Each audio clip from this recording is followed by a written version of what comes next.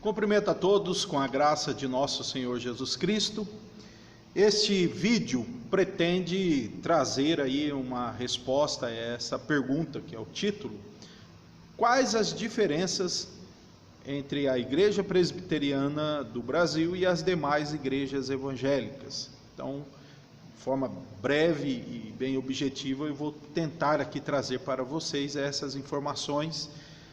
Primeiro, antes de dizer as diferenças, é importante, aliás, dizer as semelhanças, né? Aquilo que realmente é fundamental para caracterizar uma igreja, como a doutrina da Escritura, ou seja, a Bíblia inerrante, infalível e suficiente, a doutrina de Deus, né?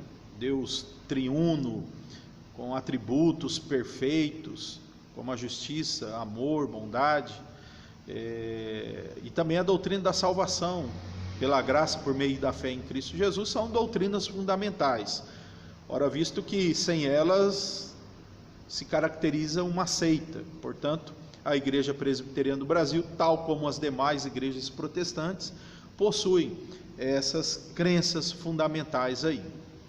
No entanto, apesar das semelhanças, nós temos também algumas diferenças, e diferenças até significativas, algumas estruturais, outras doutrinárias. Então segue aqui algumas diferenças. Primeira, que você deve saber, é que a Igreja Presbiteriana ela possui uma confissão de fé, uma sistematização de suas doutrinas se encontra na Confissão de Fé de Westminster, que é o primeiro passo para uma pessoa se tornar presbiteriana, é entender que nós cremos que esse documento doutrinário, junto com os catecismos, apresentam uma interpretação doutrinária nossa e, portanto, não é cada igreja, cada pastor que tem a sua confissão de fé.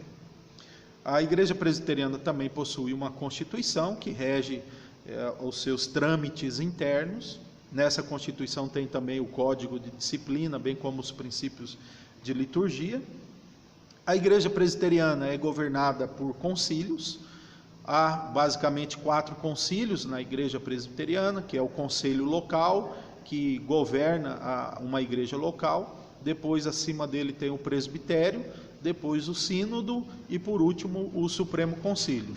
Esses concílios, eles são formados por pastores e presbíteros, pastores ordenados e presbíteros eleitos. Tanto que na Igreja Presbiteriana o papel do presbítero é de fundamental importância, e a autoridade do presbítero é bem significativa na Igreja Presbiteriana, diferente de algumas outras denominações. No campo doutrinário, as diferenças elas são também significativas. Começa aqui apontando a diferença da doutrina da aliança. O presbiteriano entende, a fé presbiteriana entende que Deus ele tem uma única aliança da graça que vai de Gênesis a Apocalipse. Para nós, a doutrina chamada dispensacionalista, que vê aí várias dispensações em que Deus se relaciona com o seu povo, trazendo alguns princípios para cada época. Nós não compartilhamos disso. Portanto, para nós não tem hoje Israel e igreja, como alguns ainda pensam, que é uma parte fundamental para o dispensacionalista, né? Então, para nós, o povo de Deus é a igreja. O Velho Testamento tinha uma igreja, a igreja era Israel. O Novo Testamento tem o Israel de Deus, que é a igreja, e é assim até hoje. Se algum judeu quer ser salvo, ele precisa se entregar a Cristo e se tornar igreja, né? Sobre os dons, a Igreja Presbiteriana ela não é uma igreja pentecostal. Por pentecostal entende-se aqueles que acreditam que precisa de uma nova experiência além da conversão, o chamado batismo do Espírito Santo, com evidências de falar novas línguas. A Igreja Presbiteriana não entende ser isso necessário, entende que todo convertido, todo cristão na nova aliança aqui, no período da igreja, possui já o Espírito Santo e o seu batismo. Com isso, a igreja não está negando que haja milagres, não está negando que Deus não possa na sua providência, manifestar os seus atos soberanos e também de providência na vida dos servos de Deus. Não há essa negação, né? Mas existe essa diferença. Por isso que alguns identificam a igreja presbiteriana como cessacionista, já que no expediente comum da igreja não se vê o uso de dons, né? Então a percepção é essa daqui.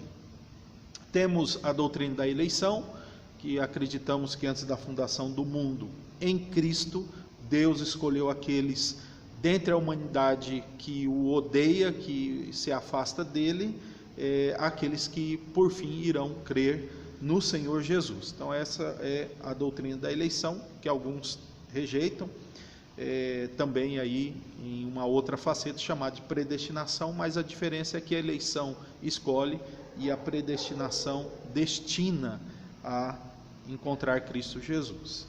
O batismo também constitui uma diferença significativa entre a igreja presbiteriana e as demais igrejas, por dois motivos. Primeiro, a igreja presbiteriana entende que o batismo ele pode ser realizado não só por imersão, mas pode ser realizado por aspersão ou derramamento. Se percebermos, por exemplo, no discurso de Pedro, lá em Atos 11, nós notamos que ele, ao justificar que estava ali levando o evangelho aos gentios, caiu sobre eles o Espírito Santo. E ele diz que quando caiu sobre Cornélio e sua família o Espírito Santo, ele se lembrou das palavras que foi dito, que Jesus batizaria com o Espírito Santo. Então, se cair o Espírito Santo é chamado de batismo, portanto, nós podemos compreender que a palavra batismo, ela é representada ao derramar água sobre a cabeça, embora não estamos dizendo que é errado batizar por imersão, tanto que a igreja presbiteriana aceita o batismo de outras confissões evangélicas. Outra diferença do batismo é o batismo infantil. A igreja presbiteriana, por causa da doutrina da aliança, entende que Deus, ao fazer pacto com o seu povo, inclui seus filhos. Então, para nós, o batismo substitui a circuncisão, sinal de inclusão do povo visível de Deus. Então, o batismo ele é aplicado aos filhos dos crentes. Então, um pai que é presbiteriano, uma mãe ou ambos, e eles apresentam seus filhos por meio do batismo. Esse ponto geralmente é rejeitado por causa que a maioria da comunidade evangélica ela recebeu uma informação distorcida, que isso era a doutrina da Igreja Católica, né? O batismo infantil ele existe antes da Igreja Católica, né? Então é uma acusação injusta. A acusação é bem semelhante daqueles que dizem que a doutrina da Trindade foi a Igreja Católica que produziu, ou que os livros do Novo Testamento foi a Igreja Católica que produziu, ou que o domingo foi a Igreja Católica que produziu. Nós percebemos que há um erro cronológico e há um erro teológico aí. Então o batismo infantil ele existe antes da Igreja Católica. E bom lembrar também que os reformadores não trabalharam contra o batismo infantil. A igreja presbiteriana preza por um culto teocêntrico. Você dificilmente vai notar um culto presbiteriano que tem aí ênfase demais nas habilidades humanas ou em apresentações humanas.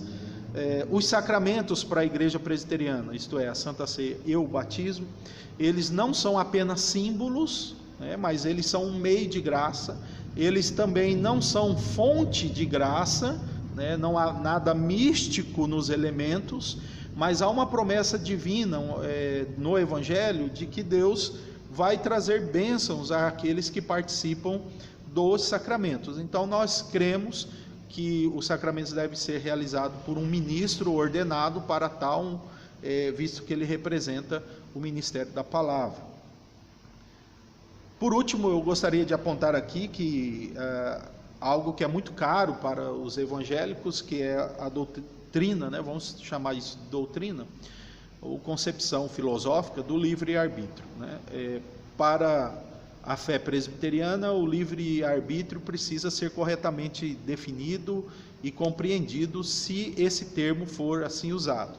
Por isso que a maioria dos comentaristas e teólogos presbiterianos ou reformados não usam o termo livre-arbítrio. Por quê? Porque, em primeiro lugar, sabemos que a queda prejudicou o livre-arbítrio, né? Se o homem ele está preso à sua natureza pecaminosa, como que o seu arbítrio vai ser livre, né? Então, em primeiro lugar, é um ponto a se considerar. Segundo, que nenhuma escolha humana estará acima das decisões soberanas de Deus. Devemos lembrar que Deus é soberano e em seus planos e providências, Ele pode ou não permitir que uma escolha humana seja realizada conforme o seu querer e os seus planos. Então, dificilmente você vai notar ou vai ver um presbiteriano consciente de suas doutrinas usando a expressão livre-arbítrio. Isso não significa que o homem é robô, significa só que esse termo provavelmente não é um termo feliz para representar a atual condição e situação do homem, que é diferente daquela de Adão antes de cair.